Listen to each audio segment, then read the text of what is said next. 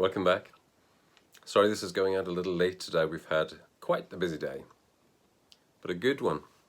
And been calling the church to pray in the centre of Nottingham and calling out to God for the situation in our world, which is seemingly ever worsening, and then also calling on God for our city.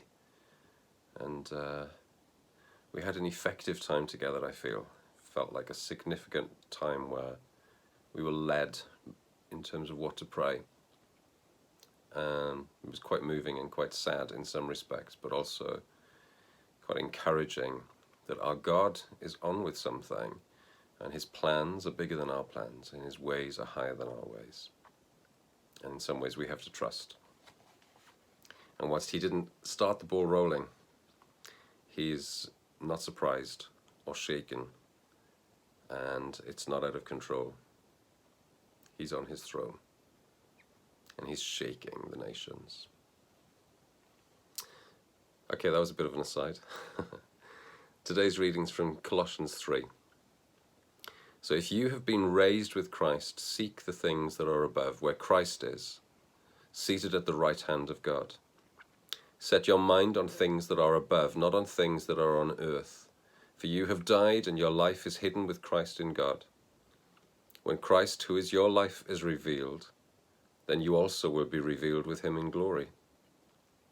Put to death, therefore, whatever in you is earthly: fornication, impurity, passion, evil desire, and greed, which is idolatry. On account of these, the wrath of God is coming on those who are disobedient. These are the ways you also once followed when you were living that life. But now you must get rid of all such things: anger, wrath, malice, slander, and abusive language from your mouth. Do not lie to one another, seeing that you have stripped off the old self with its practices and have clothed yourselves with the new self, which is being renewed in knowledge according to the image of its creator. Let's have a minute of silence. We just allow that word to sink in. If you'd like to look it up, it's Colossians 3, verses 1 to 10. We breathe in your presence, Lord, knowing that you are already with us. But we awaken our senses once again to your immanence.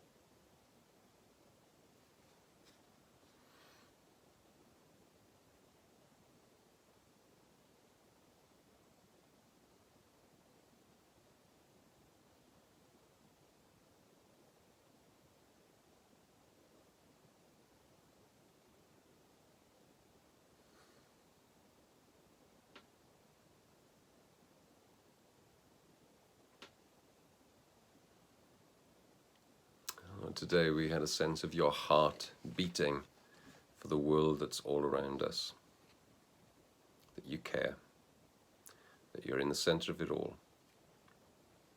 Awaken our senses right now to be aware of what it is you're saying to us, what your heartbeat is for us, what direction you'd have us follow. We open our heart, our mind, our spirit, and all of our senses to you right now. Amen. Well, this week we've been looking at stories of different Celtic saints, and we've only been looking at tiny snippets, I guess, every day of one of the stories. But I found it quite inspiring, just reminding myself some of the great stories that there are. Today we're thinking about a guy called Columbanus, and Columbanus has probably the most well-known rule of life that went right across Europe, particularly France and Italy, where Columbanus travelled.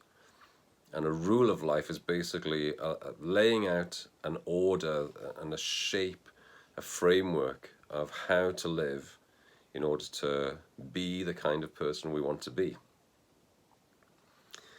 Many of the rules of life, and we'll be looking much more at a rule of life next week, but many of the rules of life were quite demanding. And if you read them in their cold black and white form today, on printed sheets, then it can read like, why would anybody want to live like this? This is so harsh. And it can be quite ascetic.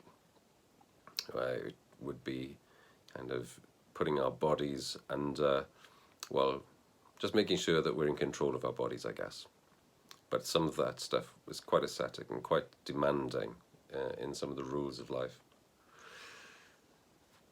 One of the writers about Celtic Christianity, a lady called Esther de Waal, suggests that some of the attraction that there would have been for Celtic saints would have been something to do with wanting some form of heroic Christianity.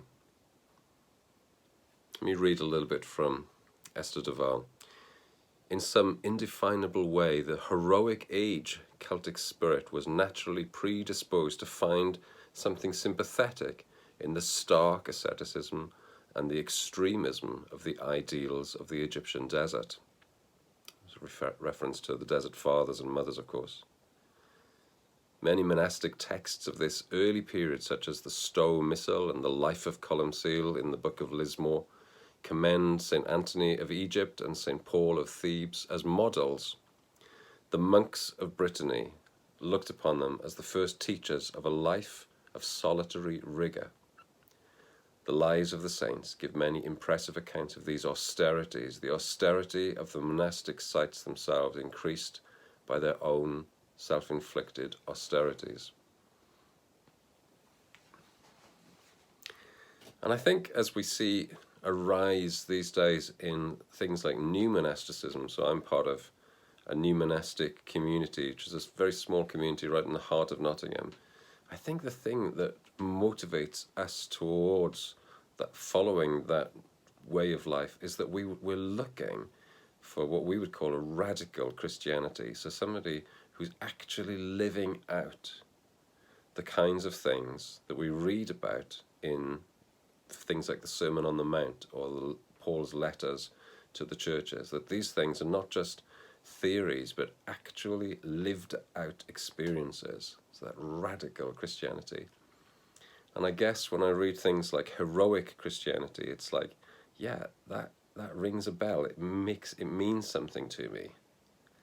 I'm not so sure about the whole flagellating my body or the starkness of the austerity of some of the disciplines, and yet there's something in me that does appeal to, and there's a sense of I want my Christianity to be authentic. I want my Christianity to be radical. I want it to be real, and that if people see the way that I'm living, that it'll be something like, that's what I want to be like. I want to be living like that.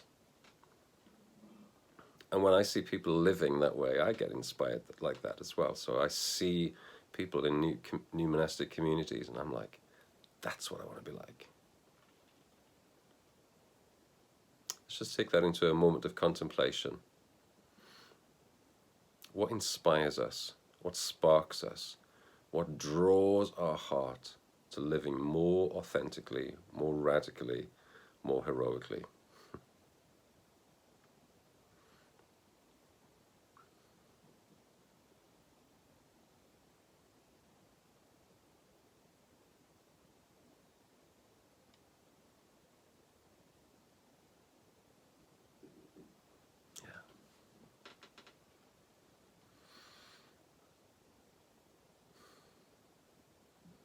Father, our confession is that there's something in our hearts that says, seek your face. And there's that call that says, I want to live with a great level of authenticity. And so my heart responds, your face, Lord, I will seek. I will live with a greater level of authenticity. Lord, please help us as we seek to pursue that kind of life.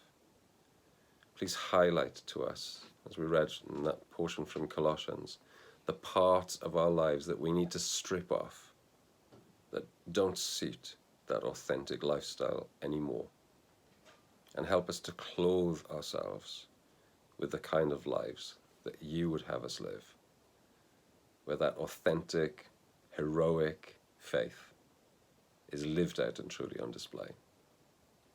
We need you, Lord. Amen. Amen. So as I say, we'll look at rules of life next week, so starting on Monday, and tomorrow there'll just be a very simple thought rather than a lengthy video. It's quite a long one today, apologies for that. Have a good day and see you on Monday.